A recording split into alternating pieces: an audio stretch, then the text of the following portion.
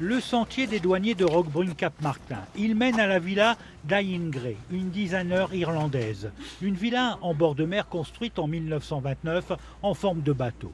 Une icône de l'architecture moderne où le Corbusier, ami d'Aïngray, aimait séjourner.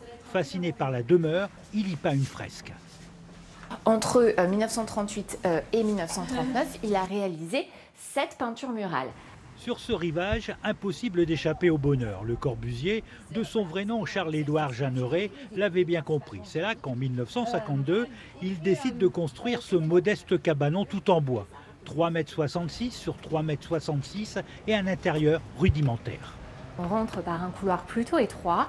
Ce cabanon en tout fait 16 mètres carrés, mais ici c'est l'idée qu'on ait une illusion spatiale. On a l'impression que l'espace est beaucoup plus grand que ce qu'il est. L'armoire ici, donc pour ranger ses affaires, le lit, ici plutôt un espace aussi qui peut servir de rangement, et puis là aussi avec la table et puis cette petite colonne sanitaire avec le lavabo. Et on a comme un carré ici qui est laissé vide au centre pour libérer l'espace, ouvrir l'espace.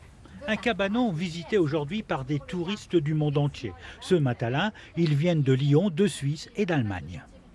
Il n'y a pas besoin de grandes villas, qu'avec beaucoup de simplicité, on peut vivre très bien, que la nature suffit elle-même et je pense que c'est très bien illustré par son cabanon là.